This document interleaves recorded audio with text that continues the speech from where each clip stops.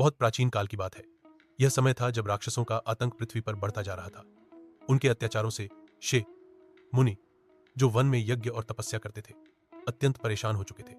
ऐसे ही एक वन में रहती थी भयंकर राक्षसी ताड़का, जो न केवल बलशाली थी बल्कि मायावी शक्तियों से भी संपन्न थी। उसका उद्देश्य था धर्म का नाश करना और ऋषियों के यज्ञों को विध्वंसित करना। ताड़का कोई सामान्य राक्षसी नहीं थी। वह यक्षराज की पुत्री थी और स्वयं एक शक्तिशाली योद्धा थी। उसका विवाह एक बलवान राक्षस सुकेतु से हुआ था और उसके पुत्र का नाम था मारीच।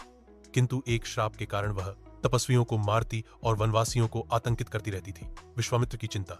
महर्षि विश्वामित्र, जो अत्यंत तपस्वी और तेजस्वी ऋषि थे, दंडकारण्य में यज्ञ करना चाहते थे, किंतु उन्हें पता था कि ताड़का जैसे राक्षसों के रहते हुए यह यज्ञ पूर्ण नहीं हो सकता। उन्होंने निश्चय किया कि अब राक्षसों का संहार आवश्यक है, परंतु यह कार्य कोई सामान्य योद्धा नहीं कर सकता। इस उद्देश्य से वे अयोध्या पहुंचे। अयोध्या में पहुंचकर उन्होंने राजा दशरथ से निवेदन किया, राजन, मैं एक महायज्ञ करना चाहता हूं, परंतु राक्षसी ताड़का और उसके पुत्रों के भय से कोई भी यज्ञ पूर्ण नहीं हो पा रहा। आपके पुत्र राम और लक्ष्मण को राजा दशरथ चिंतित हो गए। वे राम को अपने प्राणों से भी अधिक प्रिय मानते थे। वह सोचने लगे, राम अभी तो बालक हैं, वे ताड़का जैसे राक्षसों से कैसे लड़ सकेंगे। लेकिन तभी राजगुरु वशिष्ठ ने उन्हें समझाया, राजन, श्री राम कोई साधारण बालक नहीं है, वे स्वयं नारायण के अंश हैं। यह कार्य उनका धर्म है, उन्हें भेजिए, इससे उनका यश बढ़ेगा और संसार की भलाई होगी। दशरथ ने भारी मन से राम और लक्ष्मण को विश्वामित्र के साथ भेज दिया। राम और लक्ष्मण विश्वामित्र के साथ वन में पहुंचे। मार्ग में उन्हें अनेक शिक्षाएं और दिव्य अस्त्र शस्त्र प्राप्त हुए। विश्वामित्र ने उन्हें कई मायावी शक्तियों के रहस्य बताए और उनके मन में धर्म और कर्तव्य के बीज और भी गहराई से रोपित किए। जब वे दंडकारण्य पहुंचे तो वातावरण भयावह था।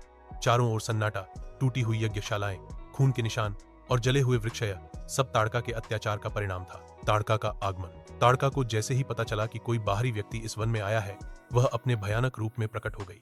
उसकी गर्जना से आकाश कांप उठा। उसके शरीर से दुर्गंध और धुएं जैसी ऊर्जा निकल रही थी। उसके लंबे नाखून, खून से सने दांत और आंखों की लपटें देखकर आम मनुष्य भय से मूर्छित हो जाता। विश्वामित्र बोले, राम, यह समय है अपने धर्म को निभाने का। अधर्म का नाश करना ही धर्म है। इस राक्षसी को मारने में कोई पाप नहीं है। राम ने हाथ में धनुष उठाया। उनके मन में कोई क्रोध नहीं था, केवल कर्तव्य का भाव था। रणभूमि में युद्ध। राम ने पहले ताड़का को घायल करने के लिए एक सामान्य बाण छोड़ा। ताड़का क्रोधित हो उठी और अपने मायावी रूपों में बदल कर उन पर आक्रमण करने लगी। उसने वृक्ष उखाड़कर राम पर फेंके, पथराव किया, धूल उड़ाई, लेकिन राम अपने लक्ष्य पर अडिग रहे। उन्होंने एक के बाद एक बाण चलाए और अंत में एक तेज अग्निबाण से ताड़का का अंत कर दिया। उसकी गर्जना बंद हुई, शरीर जमीन पर गिर पड़ा और चारों ओर एक दिव्य शांति फैल गई। ताड़का का अंत होते ही समस्त ऋषिगण वन में उपस्थित हो गए। उन्होंने राम को आशीर्वाद दिया और कहा, आज से तुम धर्म के सच्चे रक्षक कहलाओगे। तुमने न केवल हमें यज्ञ की रक्षा दी, बल्कि संपूर्ण वन की शांति लौटाई है। विश्वामित्र अत्यंत प्रसन्न हुए। उन्होंने राम और लक्ष्मण को और भी दिव्य अस्त्रों का ज्ञान दिया।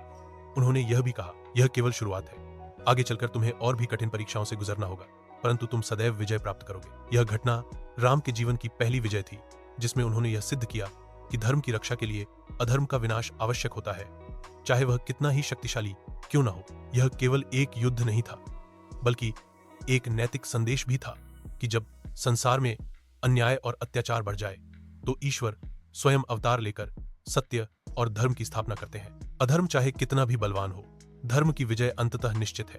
सत्य, साहस और कर्तव्य का पालन हर परिस्थिति में करना चाहिए। अगर आपको यह कहानी पसंद आई हो तो कृपया लाइक करें, सब्सक्राइब करें और अपने विचार कमेंट में जरूर बताएं।